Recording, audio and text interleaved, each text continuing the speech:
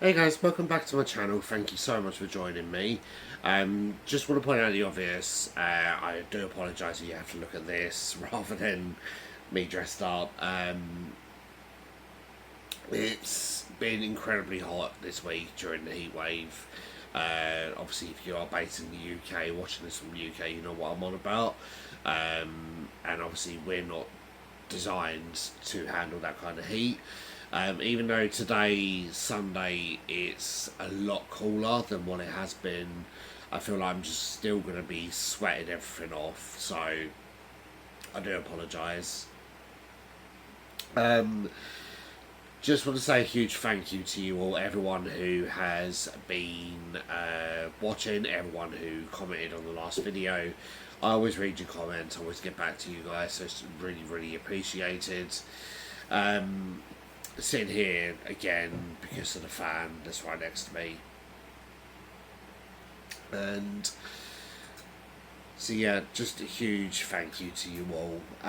So for today's case, I'm going to be looking at Andrew Inners. Hopefully you guys are not too aware of this case. There's not really been much that's been put out, mainly because there was a restriction on a lot of the reporting. The judge deemed quite a lot of this case to be too distressing for the public to know about.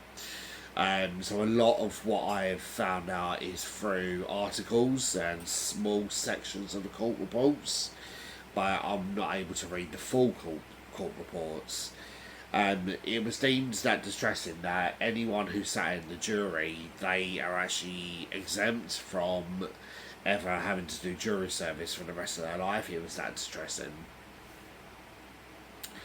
So, Andrew Inners, he was born in 1971 and he grew up in Scotland. And some point during his adult life, he relocates to Japan. He marries a woman over there and they go on to have a daughter. Now, for undisclosed reasons, I couldn't find a reason why, his marriage breaks down in 2019 and he's actually deported from Japan and has to go back to his home in Dundee, Scotland. Now, he owns a quite respectable home over there, and whilst he had been in Japan, he was renting that home out. And obviously, those people have to move out. He moves back in, and to get a little bit of extra income, even though he was really well off, he was an app designer and he earned quite a lot of money doing this.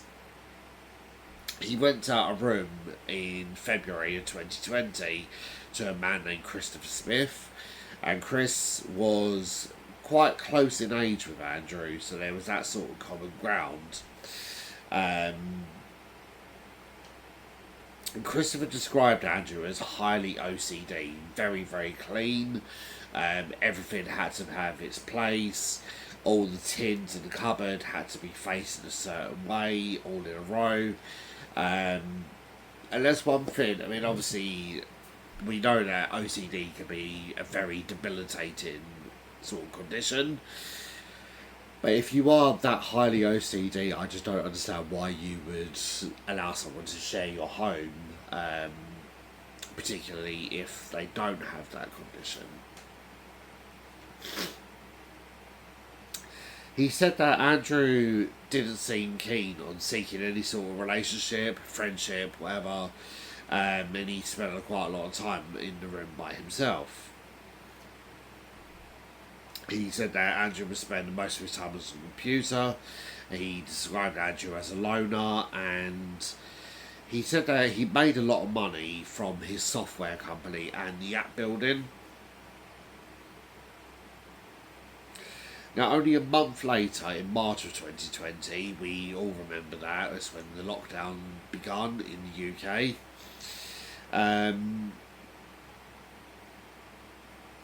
Andrew actually asked Christopher to move out, and his reasoning was that he was worried about contracting COVID due to him having Crohn's disease.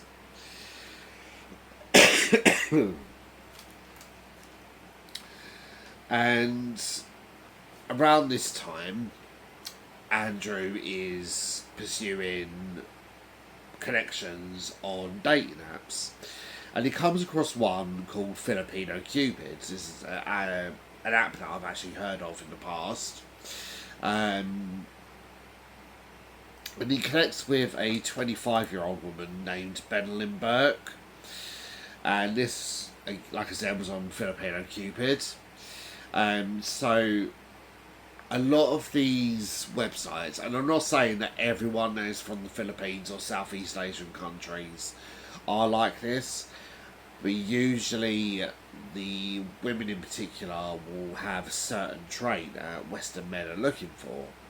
And, they're a little bit more submissive, they are very traditional in their beliefs, and this is what leads a lot of Western men going on sites like Filipino Cupid. So Benelin had originally come from the Philippines, but at the time of making contact with Andrew, she lived in Bristol, so this was around 400 miles away from his home in Dundee.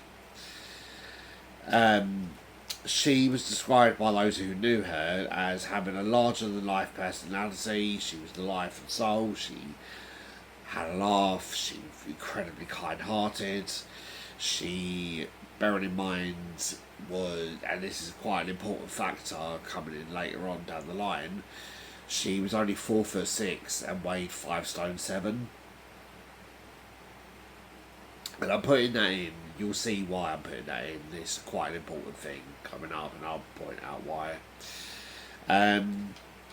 She earned herself a degree in the Philippines, studying what I don't know, I couldn't find. In 2015, she meets a UK landlord named Lexington Burke, and there was a big age difference between the two, but they seem to form a loving relationship, and they eventually go on to marry in 2018.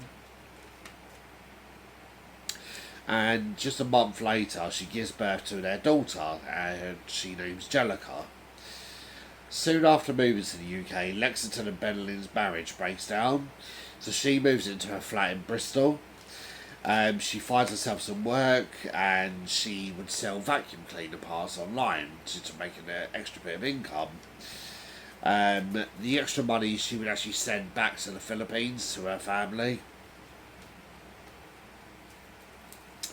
Now, during the early initial conversations between her and Andrew, he actually offers Benelin a job, and he basically says that that she would have to relocate to Dundee, but he's offered her a part in his software company. He's offered her £1,000 a month to do this, and she initially says no, and says that she can actually do the job that he's describing from her own home.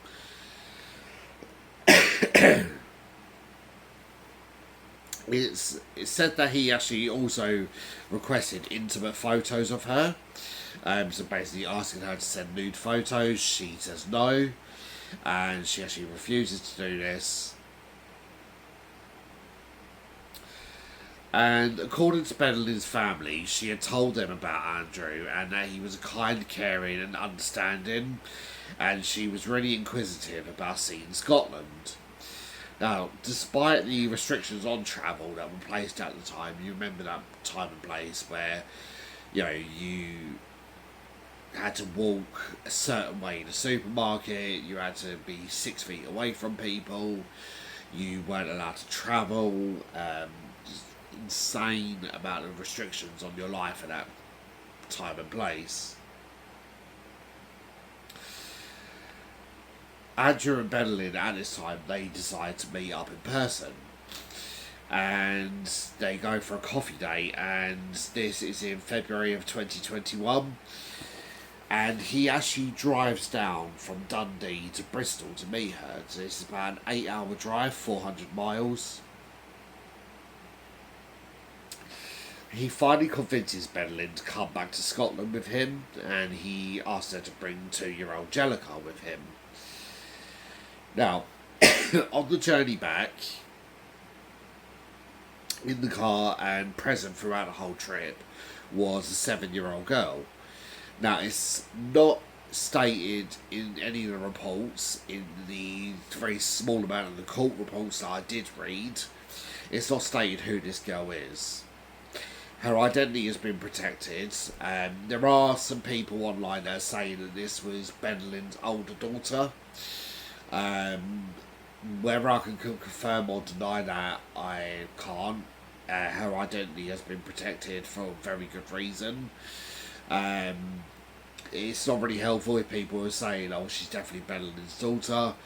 I am of the understanding these articles have been removed from the internet now, but early reports in some newspapers suggested the same thing, that she was Benelyn's daughter.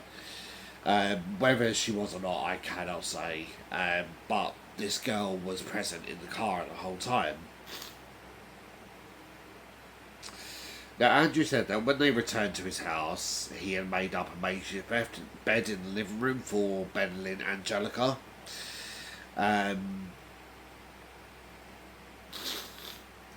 on the very next day, he takes them around sightseeing around Dundee. And Andrew states during his interview that he had been taking high dosages of steroids and he hadn't slept very much the night before. On the 20th of February, this is meant to be when Benelyn and Angelica return home, so Andrew agreed that he would drive them back to Bristol. That morning of the 21st, Andrew is seen going to B&Q and he buys a hammer, he buys building supplies, cement, tiles, that kind of thing. And again, he had dosed up on his steroid medication. He arrives home and Benelyn is in the kitchen. And for an unknown reason, he just goes up behind her and he strikes her on the back of the head with the hammer.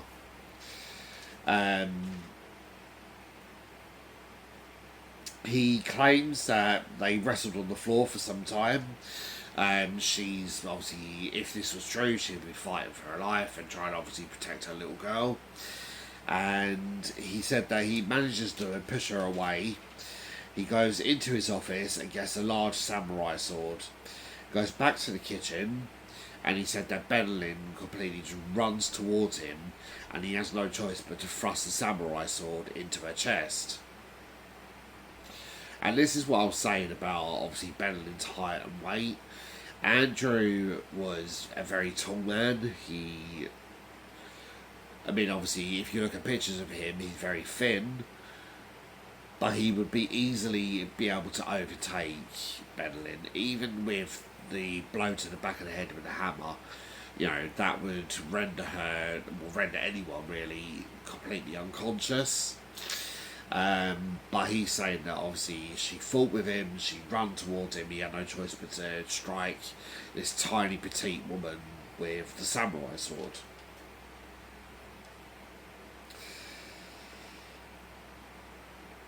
He then says that she goes down on the floor and he hits her around the head with the base of the sword until she stops moving.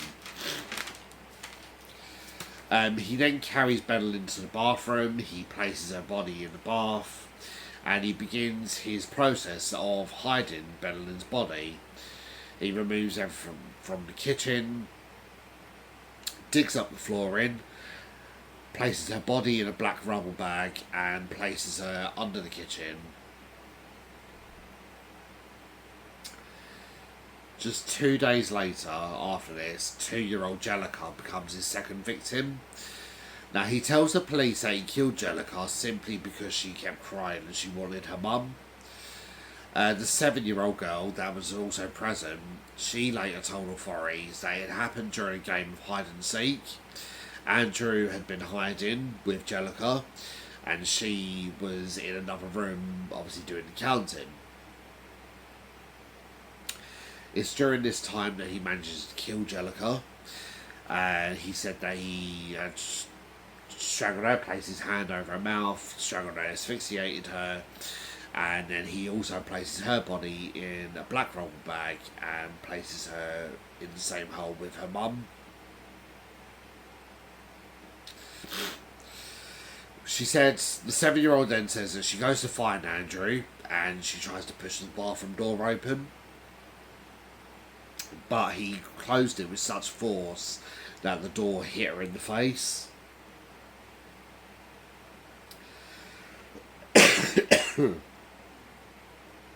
Andrew then goes through the process of filling up the hole with cement and letting that dry so he can place new tiles down on the kitchen. Now, in the meantime, Bedelin's family, they begin growing really concerned over the radio silence of their family member. Her sister Shella said that she and Bedelin spoke on a daily basis. When she didn't hear anything after 2 days, this began raising alarms. Now, they were aware of Bedelin meeting Andrew. And in fact, on the journey from Bristol to Dundee, Bedelin video called Shella, and Shella asked to see who she was with. So Bedelin turned the camera around, she shows her sister Andrew. Andrew has a pleasant conversation with her sister, waves hello and all that.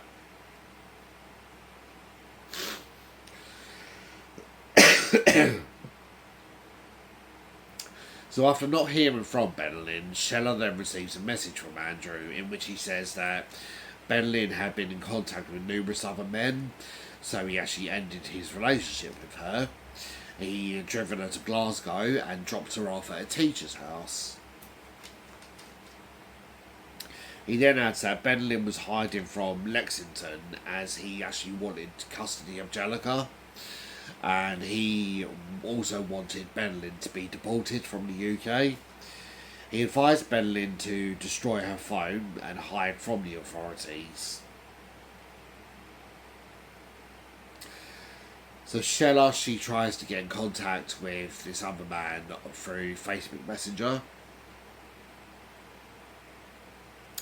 She doesn't get any response, so she reconnects with Andrew. And he tells her that Bedelin is absolutely fine, and she will be in contact real soon. He then adds in a really bizarre claim that there's not a lot of crime in Scotland, so she's got nothing to be worried about.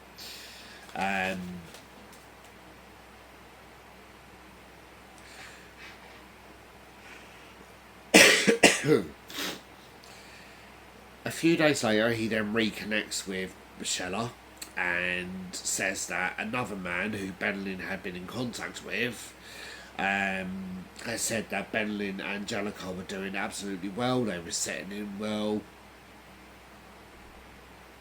But he adds on that he's now moving on from his relationship with Bedelin and they will be cutting contact.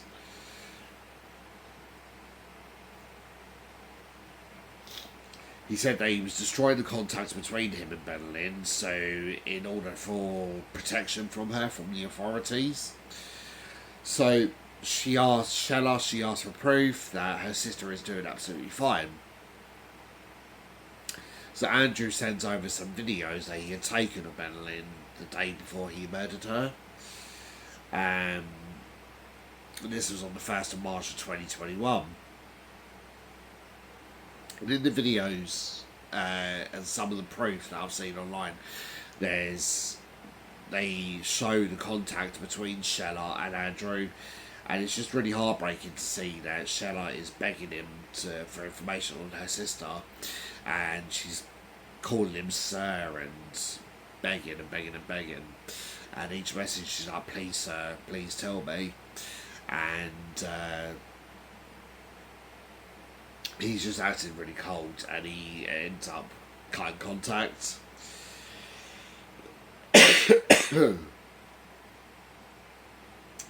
Now, on the 1st of March also, Bedelin and Jellica are finally reported missing by Lexington.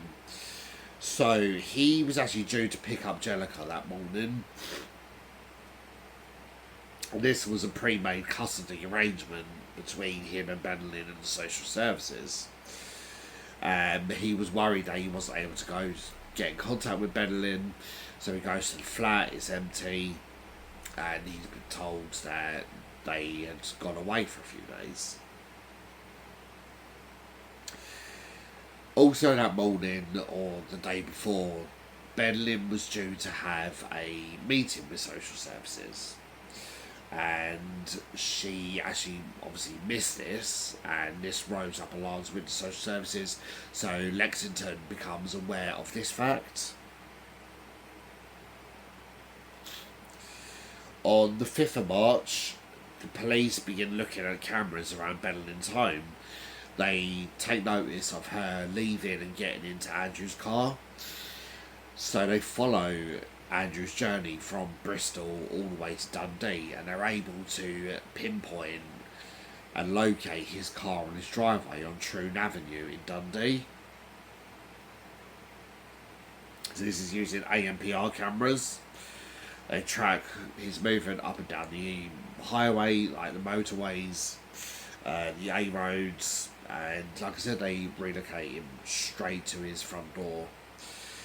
So officers then call at his home, and Andrew answers the door. They ask to come in. He says no, he's self-isolating due to his Crohn's disease. And he also says that his daughter is just out of the shower, or out of the bath.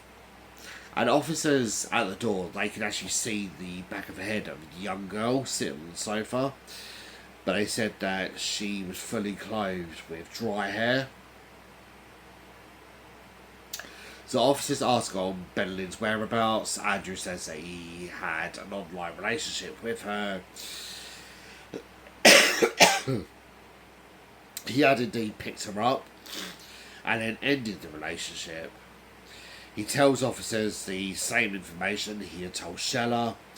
However, the officers don't believe him at all. They know that something's going wrong. And eventually they do gain access to his property. They could see the house was in disarray. They could see that the kitchen had been completely decluttered, and everything that belonged in the kitchen was strewn all throughout the house. They could see that he was in the process of digging up the kitchen and laying new tiles down.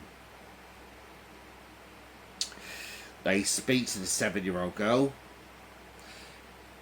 and that brave little kid, she tells them everything. She tells them that she is not in the house voluntarily. She's nothing to do with Andrew.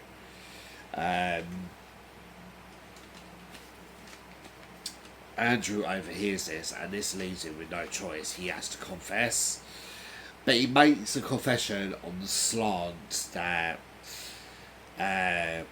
Bedlin was the one who attacked him. So 4'6", 5'7" Bedlin attacked 6' Andrew. And that everything that he had done, he had killed her in self-defence.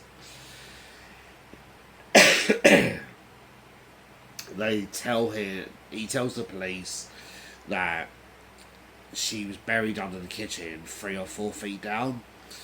Now, anyone who will be in a self-defence mode, obviously you do what you do in the heat of the moment to protect yourself, but then your first thought would be to call the police. You wouldn't go through that process of burying them under the kitchen. So obviously this would have raised alarm bells with the police. Sorry guys, give me 1 second. Sorry about that guys. I don't know if you can tell by my voice and the sniffing. I'm really bunged up at the moment due to the hay fever.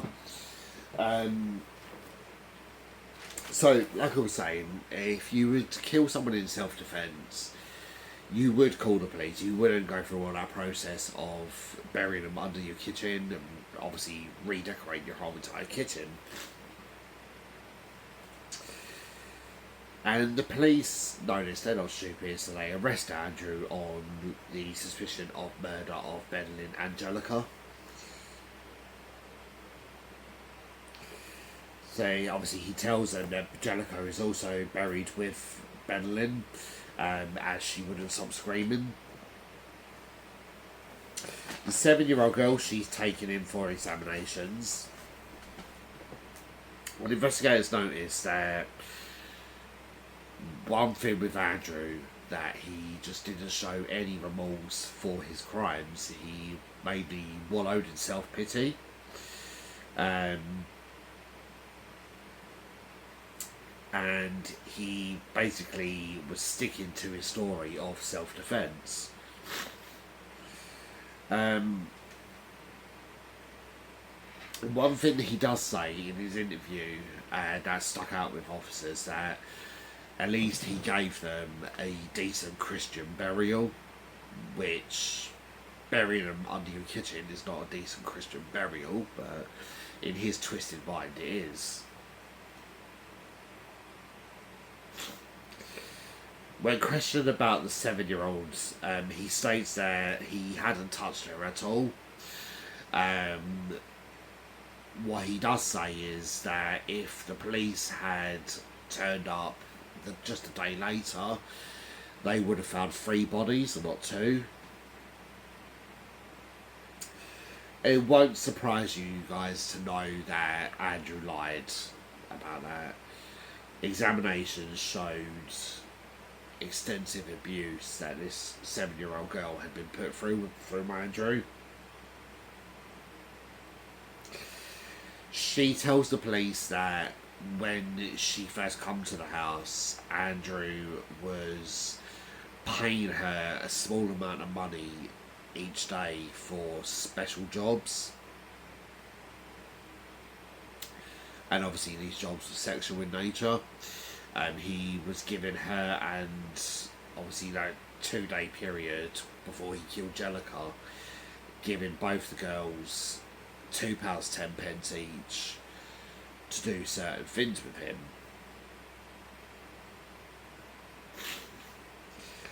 Now, obviously, the police relay this information back to Andrew, and he changes tact and says that he killed Benlin due to voices in his head.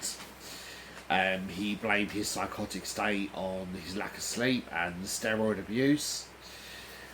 And then he goes for a third tactic, and in the retelling of his version of events, he says that from the back, Benlin had resembled his estranged ex-wife, and also she then sort of had a hybrid of a woman he had an affair with in Japan, who he met through a rope bondage club.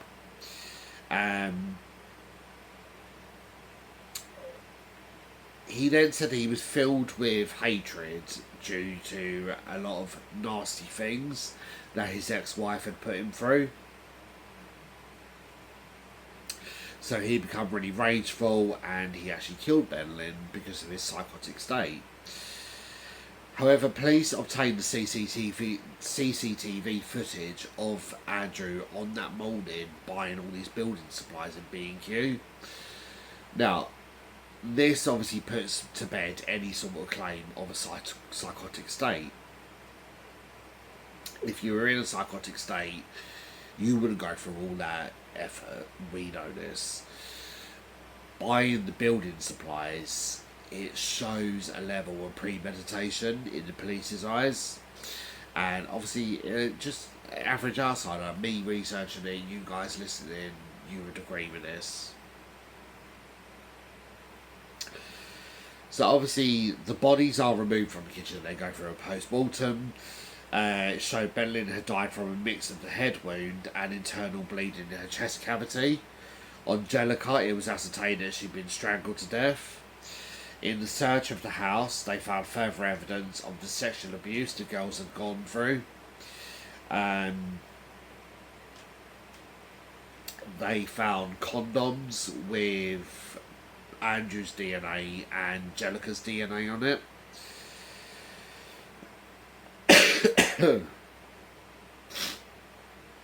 The older girl, she told the police about the certain amount of abuse that she had been put through.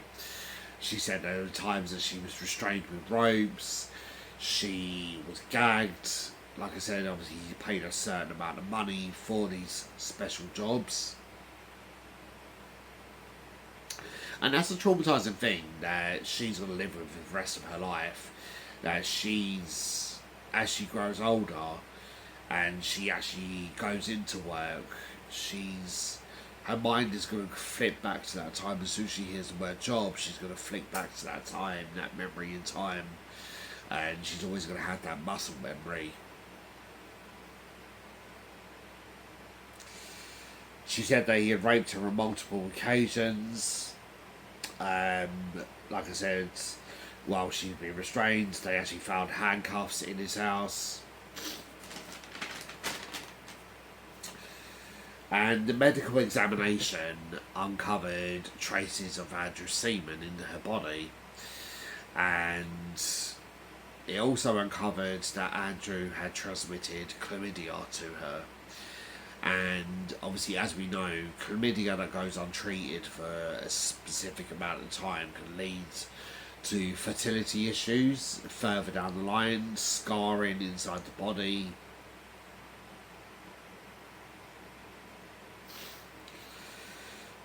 And she ascertains and tells them that he had also abused Jellica. And obviously this goes hand in hand with them finding the condoms. And obviously special trained officers have to go through this and get her to retell all this. And what they do, they will give her pieces of paper. She points out on the pieces of paper what had actually happened. And with this, obviously they have to be 100%. And they've got their man. And obviously this is so the defence have nothing to argue on, because if this obviously led to the little girl going into court, the defence would just rip her apart. They don't care. Like, obviously they're there to try and get their client off, no matter what he's done, no matter the amount of evidence they've got. They will rip her to shreds. So they really needed her to be 100% clear. And the brave girl, she really was. She laid down every bit of information they needed.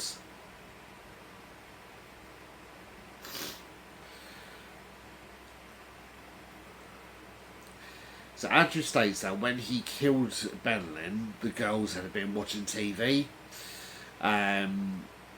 So obviously all the traces of Benlin's blood are found on both the hammer and the samurai sword.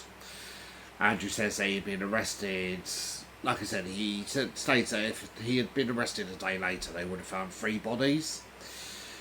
On searching devices, police found that just before collecting Benlin and Andrew from Bristol, Andrew had been searching on the usage of chloroform and also underfloor storage.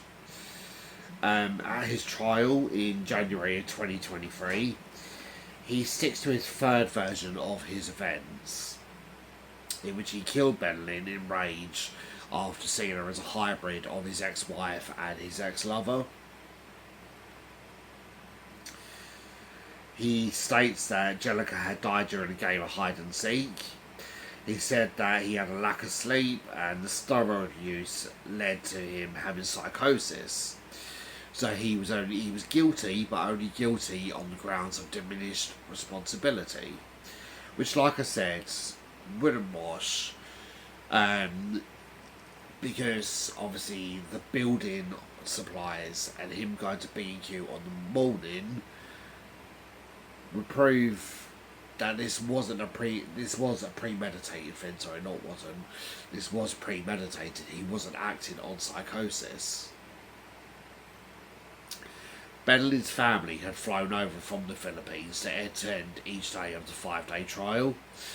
It was discussed in court that Andrew possibly had autism, which, again, I do not know why they would put this in, because being autistic doesn't make you a paedophile, it doesn't make you a serial killer.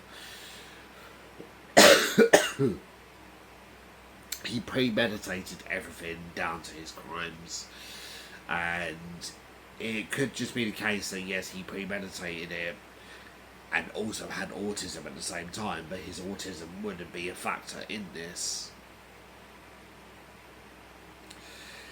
He clarifies that he knew he wasn't wired up the same way as others. No shit.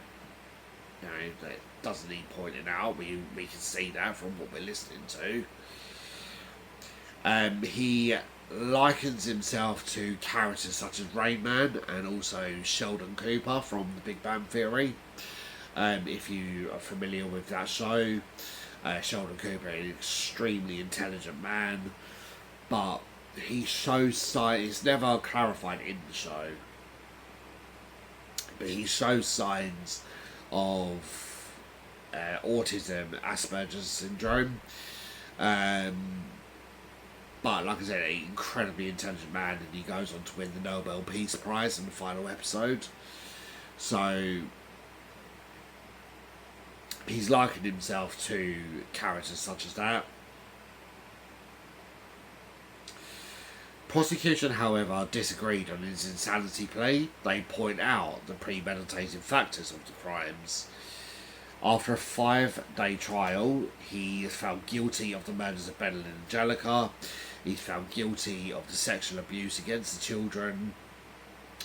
Lord Justice Beckett sentenced 52-year-old Andrew to a life sentence with a minimum of 36 years. Now, this isn't 36 years and he's going to be free. It's 36 years that he has to spend before he will be even considered for the chance of parole. It doesn't necessarily mean he will get parole. And bearing in mind, he's going to be 88 years old at this time. So there's a guarantee that he may die behind bars.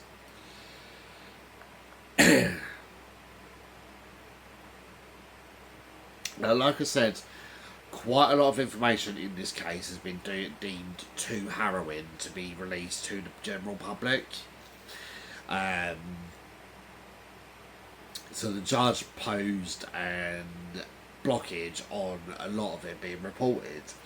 And obviously he then clarified that he was exempting all the jury members from ever having to attend jury service for the rest of their life.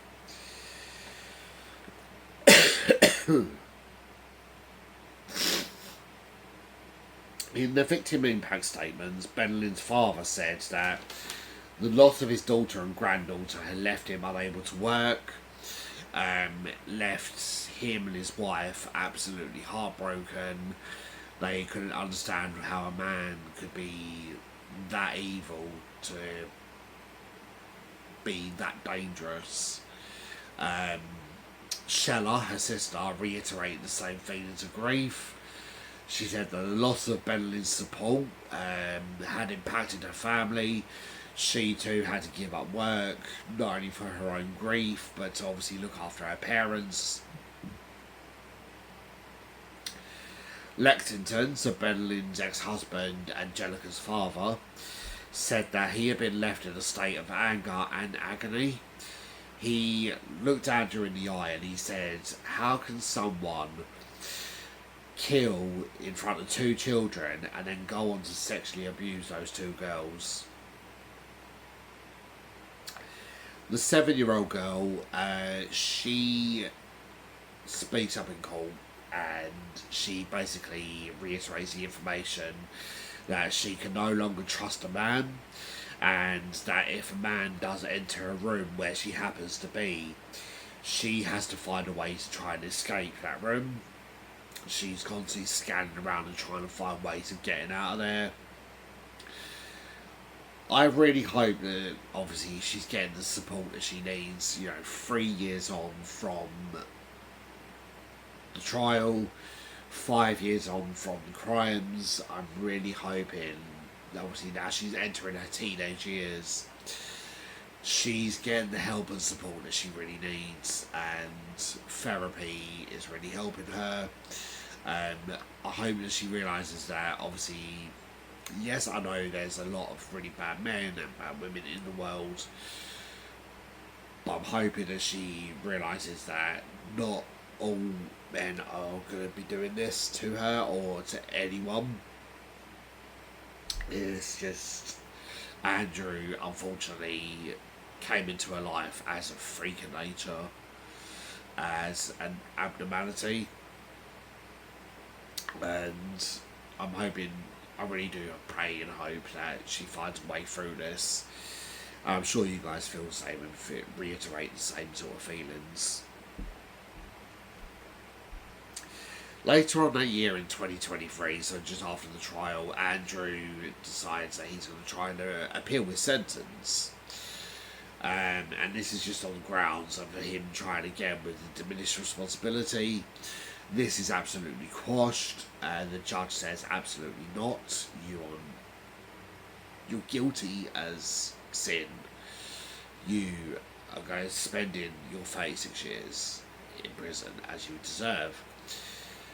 This isn't good enough for Andrew. He then tries to go on with a second appeal. The judge again looks at it and says no. Now there's no further information whether he's tried again with a third appeal. I'm hoping that he is having the worst time in prison. Obviously, if you're familiar with the very recent case of Preston Davey and their update at the moment with Preston's killers about their experiences in prison, I'm really hoping that Andrew is having the worst experience like they are, that he's being tortured every damn day whilst he's in that cell. You only have to look at pictures of him. He is absolutely repugnant, and I'm sorry, I know I'm not a looker. Yeah, you only have to look at him and he's just absolutely repugnant, man. I'm sorry to put that in and be judgmental, but sometimes in life you have to be judgmental towards some people, and he absolutely deserves it. So obviously Andrew is now 3 years into his sentence. I really hope and pray that when it does come time for his parole meeting, that he does fail this, and he spends the rest of his life rotting away in his cell knowing what a piece of shit he is. So that's all I've got time for you guys today. Sorry it's a bit of a shorter one, like I said, obviously because of the restrictions on the reporting and the restrictions on the courts. Finding the information that I could find was mainly through articles and a very small section of the court reports. But I really appreciate you guys sticking with me. Please feel free to leave a comment down below. I always get back to you guys, and I will see you guys real soon for the next true crime story with Silhouette. I promise next time I will be dressed up. It was just today, because of the heat, that I couldn't really be sitting here, and I'm bunged up, as you can tell, sweating. I would just be sweating everything off. So I didn't want to waste time doing that. But yeah, like I said, just a huge thank you guys, and I promise I'll be dressed up next time. Take care guys, and I'll see you real soon.